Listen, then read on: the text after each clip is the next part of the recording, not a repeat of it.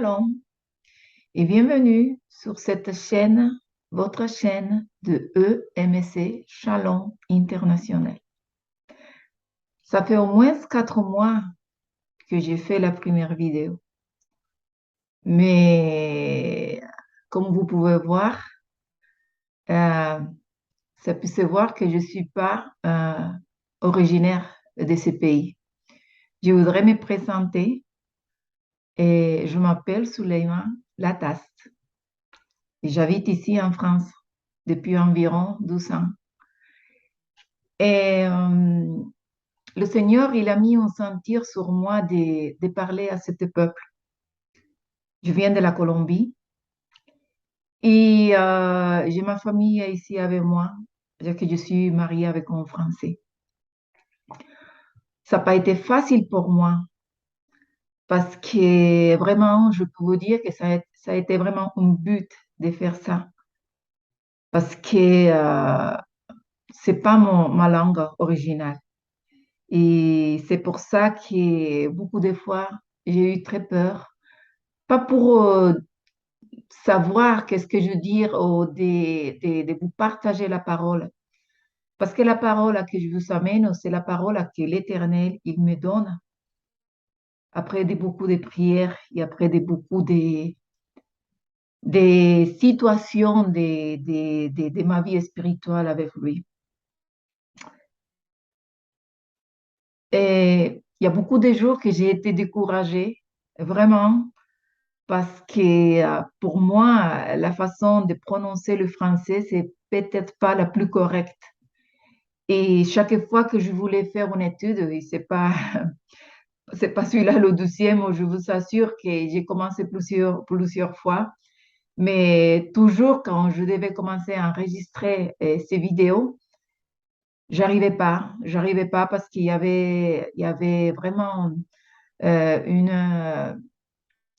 j'étais découragée parce que toujours à penser, je ne veux pas bien parler, il ne va pas me comprendre. Et finalement, il y a la voix de l'esprit qui m'a dit, je ne peux pas permettre que la peur soit un obstacle.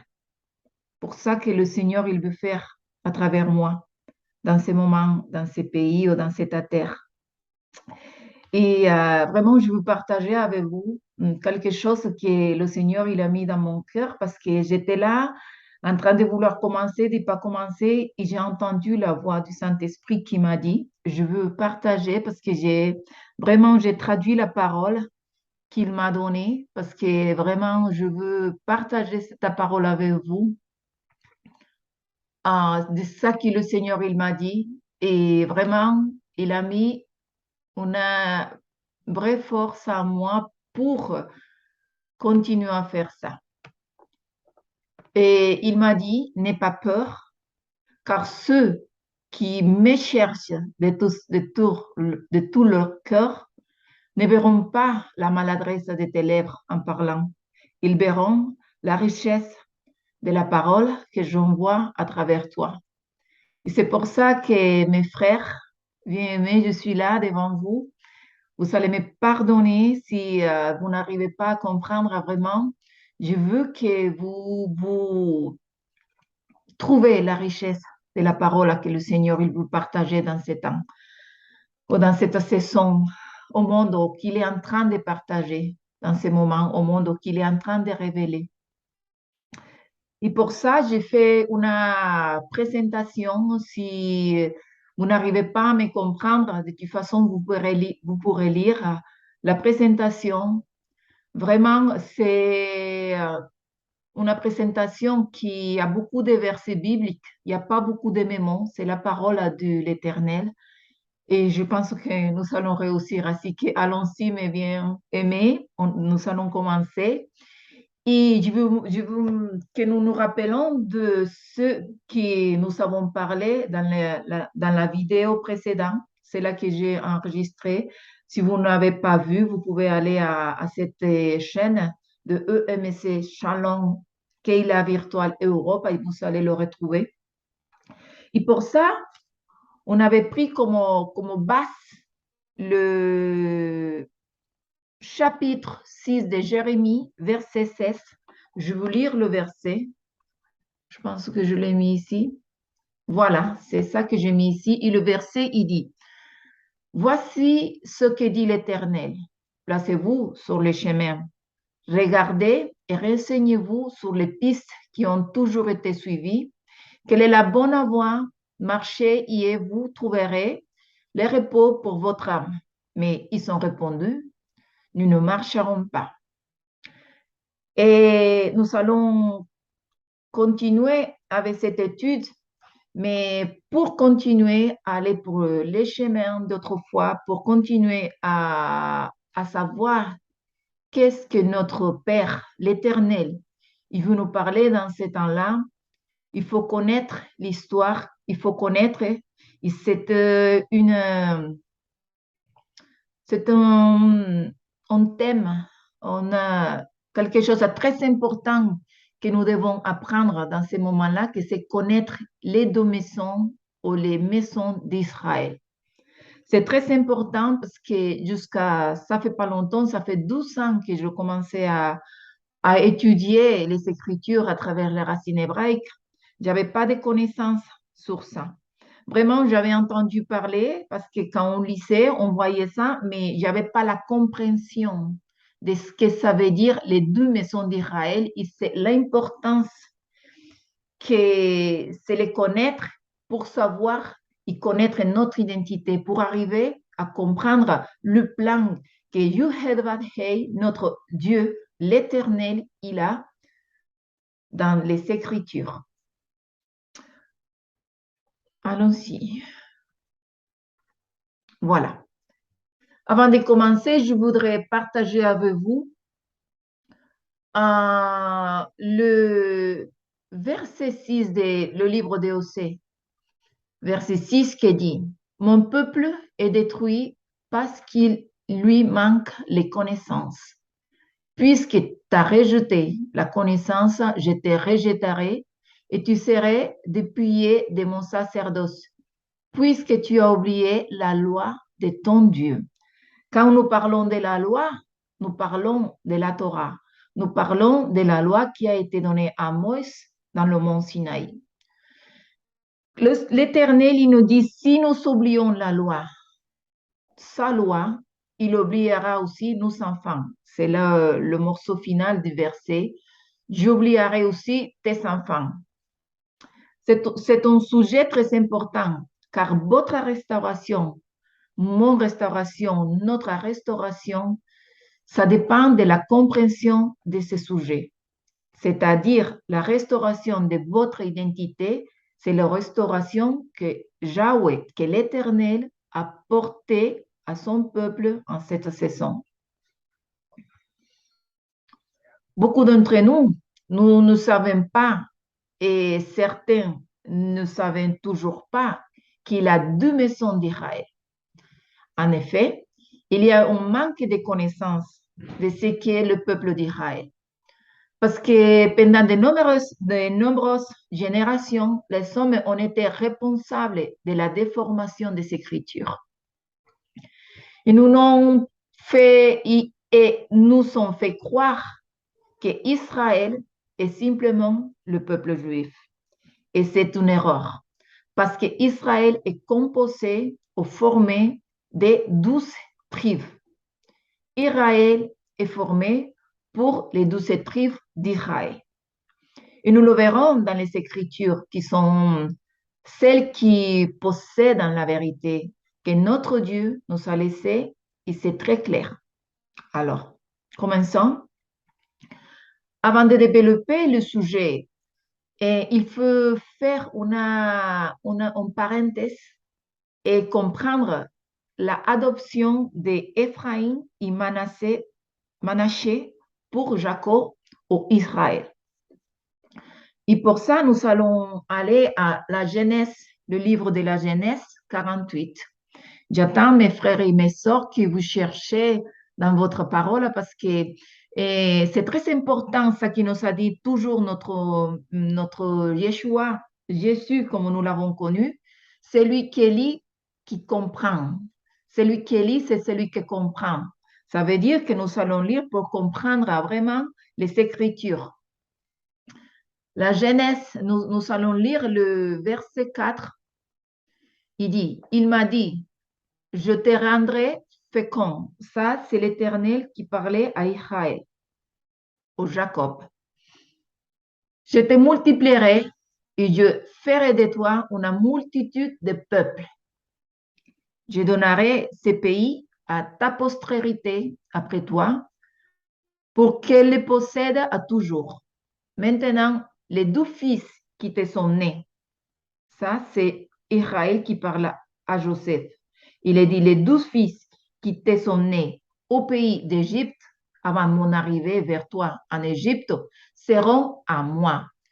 Ephraïm et Manassé seront à moi comme Ruben et Siméon. Nous savons bien que Ruben et Siméon, c'était les premiers enfants de Jacob.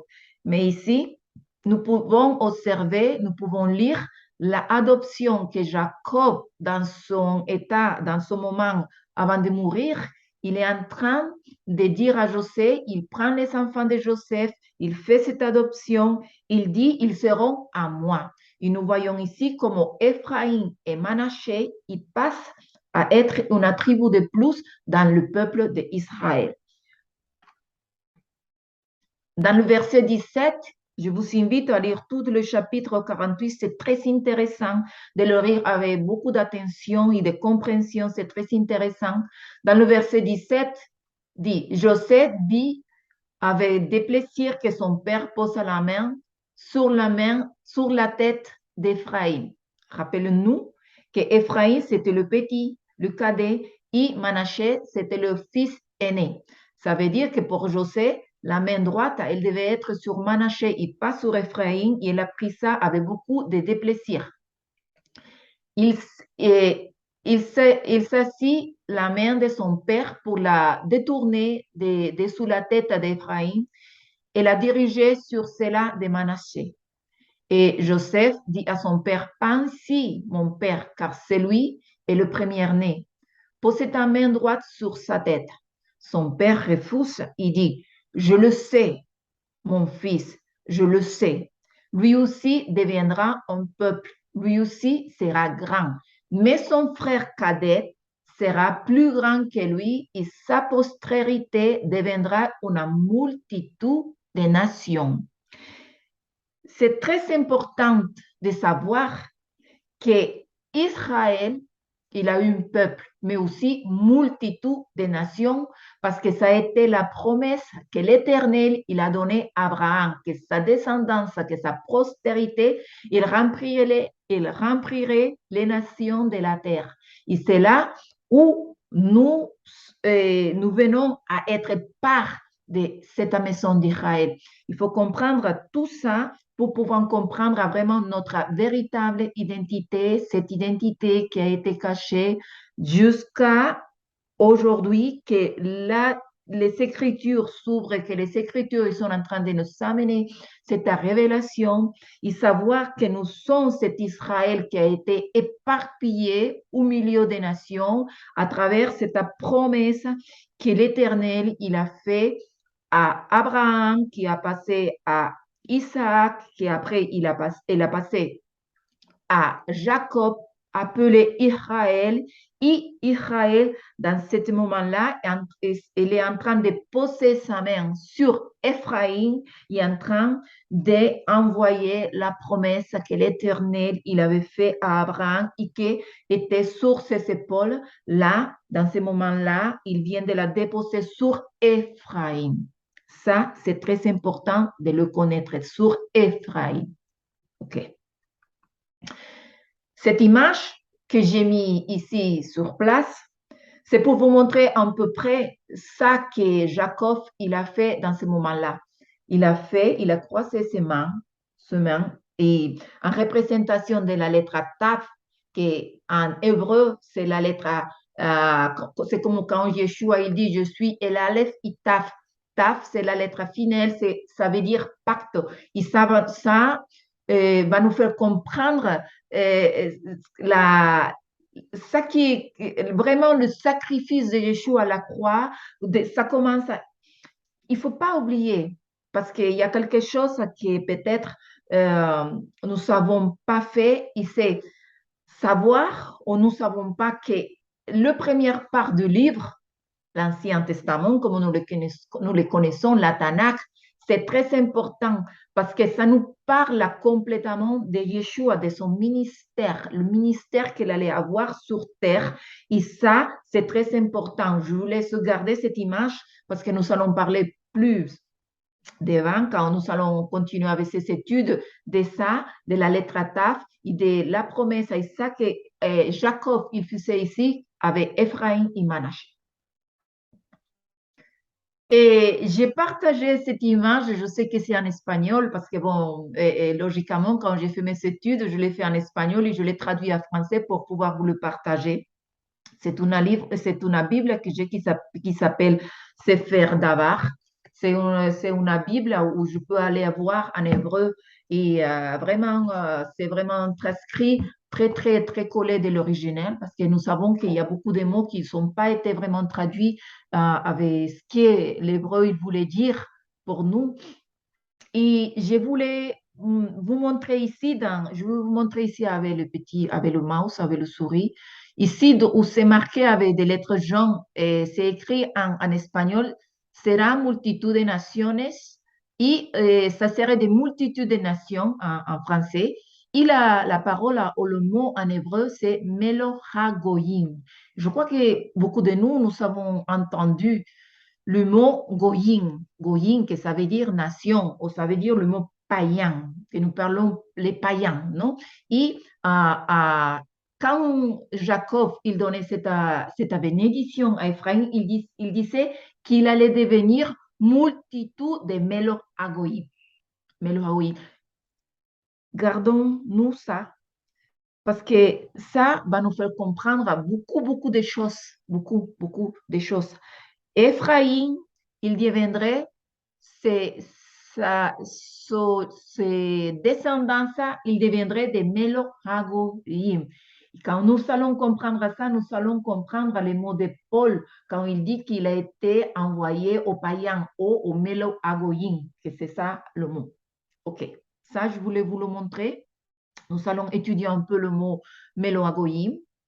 La parole païen, ça vient de l'hébreu goy. Et en pluriel, c'est goyim.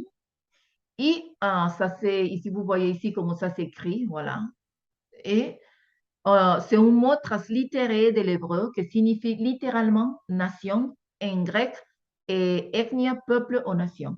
C'est ça. Ça veut dire que Melohagoyim ou les goyim, comme c'est écrit dans l'original, dans l'écriture, c'est les nations et nous voyons là comment Ephraim, il allait devenir Melohagoyim. OK.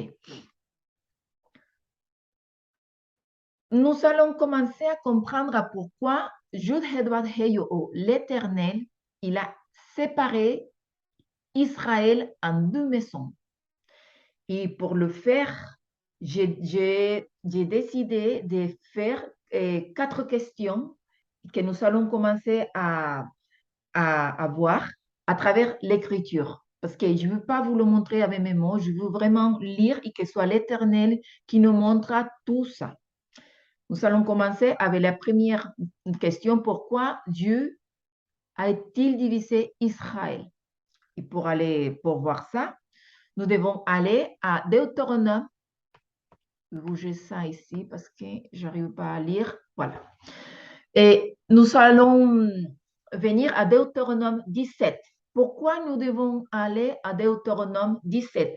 Parce que dans le livre de Deutéronome 17, nous allons voir le commandement que l'Éternel a donné au roi d'Israël. Il faut se rappeler que l'écriture, elle a été écrite pour un peuple Israël. Et c'est dans ce temps-là que nous sommes en train de comprendre pourquoi nous avons rentré à faire part de l'écriture. Et c'est très important de savoir ça. On va lire Deutéronome 17, commandement pour le roi d'Israël. Mais qu'il n'a pas un grand nombre de cheveux. Je vous invite à lire tout le chapitre. c'est le commandement, tous les commandements que c'était complètement pour les rois. Mais qu'il n'a pas un grand nombre de cheveux et qu'il ne ramenait pas le peuple en Égypte pour avoir beaucoup de cheveux. Car l'Éternel vous a dit, vous ne retournerez plus, car ce chemin-là, vous ne retournerez plus par ce chemin-là. Qu'il n'y a pas un grand nombre de femmes afin que son cœur ne se détourne pas et qu'il ne fasse pas des grands amas d'argent et d'or. Voilà, c'était le commandement. En première des rois, chapitre 10, nous voyons que Salomon, le roi Salomon, Shlomo, et verset 26 disait, Salomon rassemble des chars et de la cavalerie et avant, il avait 1400 chars et 12 000 cavaliers qu'il plaça dans les... Bon, je ne comprends pas trop ce que je suis en train de lire, excusez-moi. Je vais le lire ici parce que je l'ai mis là. Je vais le lire de la Bible hein, directement parce que je pense que ça n'a pas été bien traduit. Ou peut-être que vous le voyez bien, pas moi, parce que comme je vous ai dit, ce n'est pas facile pour moi, mais je vais le lire d'ici. Première des rois, 10, 26. OK.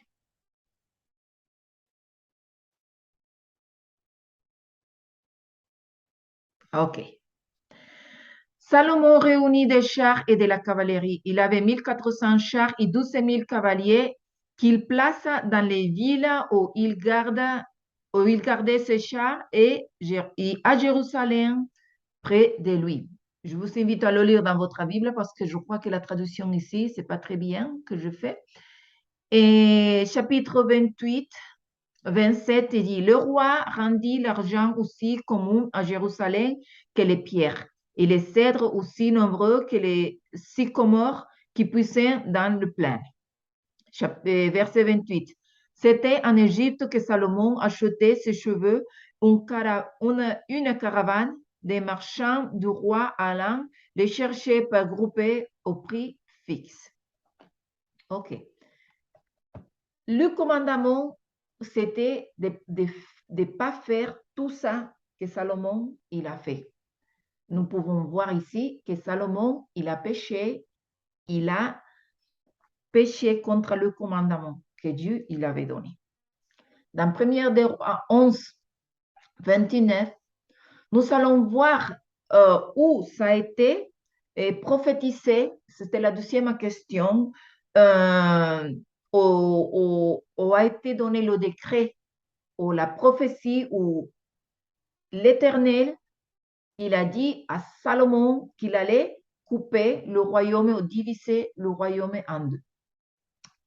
Dit, première des rois 11, je vous invite à lire dans votre Bible parce que je ne sais pas si la traduction ici elle a été bien. Je vais le lire aussi ici je vais suivre dans le PowerPoint, mais je vais suivre ici dans ma Bible aussi. Première des rois 11, verset 29.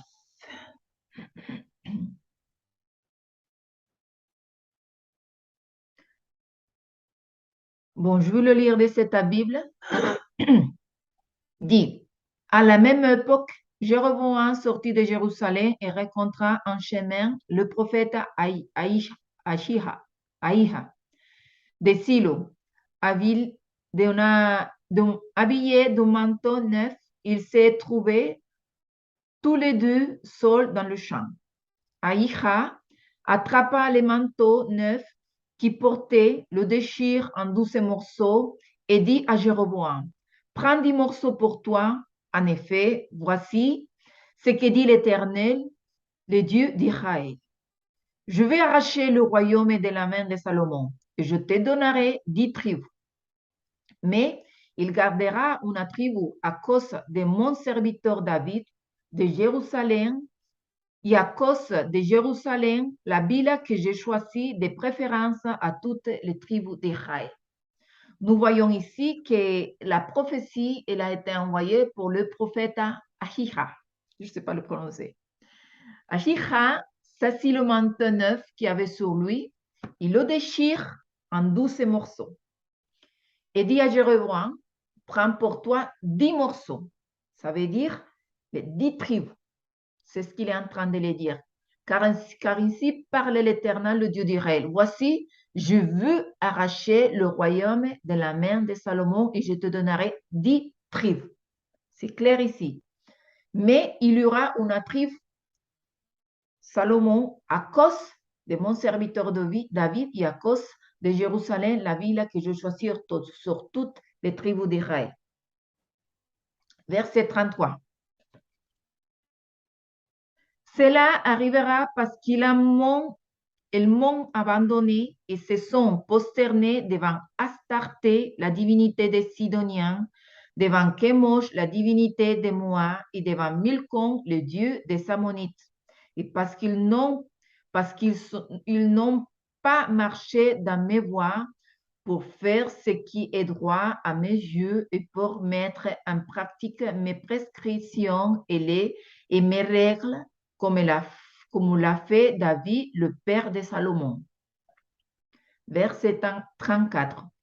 Je ne les retirerai pas tous les royaumes. En effet, je les garderai comme prince tout le temps qu'il vivra. Il parle de Salomon. Il ne va pas le retirer dans son royaume. Qu'il vivra. À cause de mon serviteur David, que j'ai choisi et qui a respecté mes commandements, mes prescriptions. En revanche, je retirerai le royaume à son fils et je te donnerai 10 tribus.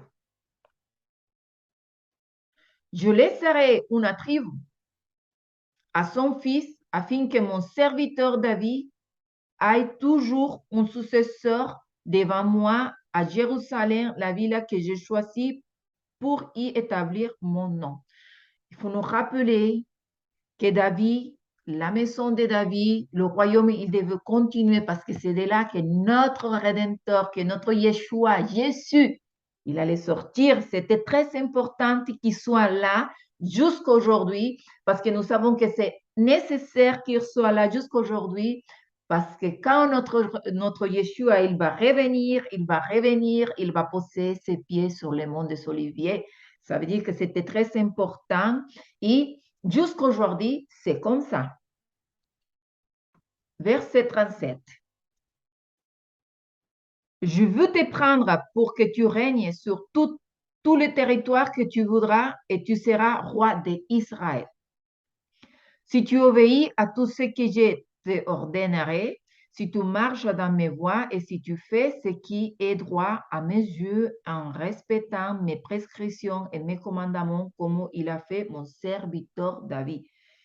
Nous allons voir ici, et quand nous voyons tous les prophètes, quand nous lisons toutes les cartes, les prophètes, tout ça, nous voyons comme toujours l'Éternel, son appel, c'est revenez à ma loi, revenez à mes commandements, revenez à tout ce que je vous ai prescrit, parce que ça a été toujours sa volonté jusqu'à aujourd'hui. Et nous allons comprendre pourquoi c'est très important dans ce moment-là, parce qu'il est en train de ramasser le reste d'Israël qui est parmi les nations. OK. Verset 38, 39. J'humilierai ainsi la descendance de David, mais ce ne sera pas définitivement. C'est ça. Ça veut dire qu'il a fait ça, mais ce n'était pas définitif. Et le verset 40, c'est Salomon cherche à faire mourir Jéroboam, mais il s'élève et se réfugie en Égypte vers Shishak, le roi d'Égypte. Il reste en Égypte jusqu'à la mort de Salomon. C'est très important de voir ça. Ici, nous allons voir quand la prophétie s'accomplit, parce qu'on vient le pas à pas, comment ça s'est fait et pourquoi ça s'est fait et c'est qui l'a fait. Il faut savoir que ce n'est pas les hommes qui ont fait ça. Ce n'est pas les hommes qui ont fait la division. C'est l'Éternel. Il va nous le dire. On va lire le verset quand il dit c'est moi-même qui a fait ça. OK. Première des Rois 12, et je vous invite à m'accompagner à suivre la lecture. Ça sera plus clair pour vous. Je vous attends, Première des Rois, chapitre 12, et nous allons voir quand ça s'est accompli. C'est très important, mes frères bien-aimés. Je sais que peut-être il y a personne, il y a quelqu'un ici qui n'a pas l'histoire, mais si nous ne connaissons pas l'histoire, nous allons faire des erreurs tout le temps et c'est pour ça qu'il y a eu autant de confusion parce que nous étions habitués ou nous étions habitués à un verset ici, un verset là, mais on n'avait pas vraiment une lecture en contexte pour comprendre les Écritures, comprendre vraiment le plan que l'Éternel, il y a pour nous et pour son peuple. Et là, c'est le moment où les livres se sont ouverts, où la révélation il est en train d'arriver. Et vous ne pouvez pas passer de ça parce que le troisième réveil, et c'était réveil, le dernier réveil, pas le troisième, pardon, le dernier réveil que le Seigneur s'est prophétisé sur les Écritures, il a commencé. Et vous ne pouvez pas être dehors ça. Amen. Alors, Première des Rois 12. Verset 16. Nous allons au verset 16. Il s'est dit, je vais lire d'ici de ma Bible. Lorsque tous les membres du peuple d'Israël, je vais vous faire un petit résumé. Voilà, on va résumer un petit peu. Le chapitre 12, c'est pour ceux qui ne connaissent pas beaucoup l'histoire. Alors, Salomon, il est mort dans ce moment-là. C'est Roboam qui a pris le royaume. Il appelle les sacrificateurs, il appelle ses conseillers pour demander comment il devait commencer à régner. Ses conseillers, il est dit, il faut que tu descendes dans les impôts parce que voilà, ton père, il a opprimé le peuple. Voilà, mais il n'est pas content avec ça. Il dit non, mais je veux appeler les jeunes, voilà, qui me donnent des conseils. Il appelle les jeunes de sa génération, il les donne des conseils. Il dit non, il faut faire pire que ton père, il faut faire ça, il faut faire là. Il dit mais non, je ne veux pas faire ce que vous m'avez dit, les vieux, les anciens. Je veux faire ça que mes copains, ils m'ont dit. Je le traduis un peu comme ça. Et là, il met d'oppression, et pire que son père, il commence à faire avec le peuple d'Israël. Et là, dans le verset 16, dit, lorsque tous les membres du peuple d'Israël verront que le roi ne les écoutait pas, ils lui répondiront, quelle part avons-nous avec David? Parce que rappelez-nous que c'est Israël, ce n'était pas Juda. Quelle part avons-nous avec David? Nous n'avons pas héritage avec le fils d'Isaïe. Et qu'est-ce qu'il se dit Israël? À tes tantes Israël. Maintenant, occupe-toi de tiens, David. Il dit ça à Rohan. Et Israël retournait dans ses tentes. Le verset 17 dit, et les Israélites qui habitent les villes de Juda feront les seuls qui reconnaîtront Roboam comme roi. Parce que dans les villes de Juda, parce que nous avons vu, il y a une division, il y avait Juda et chaque tribu avait une ville, on va dire un endroit pour vivre, mais il y avait aussi des Israélites qui habitaient dans les villes de Juda et eux, ils se sont soumis au royaume de Roboam. Il dit, alors le roi Roboam envoie Adoram qui était préposé au corvée vers les Israélites, mais il est lapidérant et il mourut. Le roi Roboam s'empresse de monter sur un char pour se réfugier en Jérusalem. Verset 19. C'est ainsi qu'Israël se détache de la famille de David jusqu'à aujourd'hui. Jusqu'à aujourd'hui, mes frères et mes sœurs. Israël s'est détaché de David, de Juda, jusqu'à aujourd'hui. Et ça, c'est très important et on va voir après ça. On va voir la différence entre les Juifs et un Israélite. Parce que quand nous parlons des racines hébraïques, quand nous allons chercher et parler de tout ça à travers les racines hébraïques, il y a beaucoup de gens qui pensent qu'on est en train de judaïser. Non, non, non, mes frères. C'est très important de connaître c'est quoi le judaïsme Et c'est quoi? Nous sommes des hommes et des femmes qui ont cru à Yeshua. Et nous savons que le judaïsme, il ne croit pas à Yeshua. Et c'est rien à voir. Juda, c'est les Juifs, mais Israël, c'est 10 qui sont éparpillées dans les nations. Dit, je veux répéter le verset 19. C'est ainsi que Israël s'est détaché de la famille de David, ça veut dire de la maison de David, de la maison de Juda, jusqu'à aujourd'hui. Jusqu'à aujourd'hui, mes frères et mes sœurs. Verset 20, lorsqu'il apprit que Jéroboam était de retour, Jéroboam, c'est celui que le prophète Aïa avait pris, il avait donné les 10 morceaux. Il faut faire attention parce que ces prénoms se ressemblent beaucoup entre Jéroboam et Roboam et pas avoir de confusion. Jéroboam, c'était celui que l'Éternel il a choisi pour régner sous les 10 tribus d'Israël. 20. Lorsqu'il apprit que Jéroboam était de retour, les Israélites les firent venir à leur assemblée et ils les proclamèrent roi sur Israël. Ils ne suivront pas la famille de David, à la seule exception de la tribu de Juda. À son arrivée à Jérusalem, Roboam, quand Jérusalem, il est parti à Jérusalem, il a Roboam, rappelle-nous, maison de David. Il a quand Roboam son arrivée à Jérusalem, Roboam ressemble à toute la communauté de Juda et la tribu de Benjamin, que nous savons que Juda et Benjamin sont ensemble. Benjamin, ils sont appelés aussi Juda aux Juifs parce que Juda, il a pris à Benjamin sur son bras, on va dire. Et ça, nous allons voir pourquoi quand nous allons étudier la Genèse. Communauté de Benjamin, soit 180 000 hommes d'élite aptes à la guerre pour qu'ils combattent contre la communauté d'Israël. Là, on commence à voir la communauté d'Israël. En espagnol, on l'appelle la maison ou la casa de Juda et la casa d'Israël. Et là, je peux voir qu'en français, ça serait appelé la communauté de Juda et la communauté d'Israël, afin de la ramener sur sa domination, lui qui était le fils de Salomon.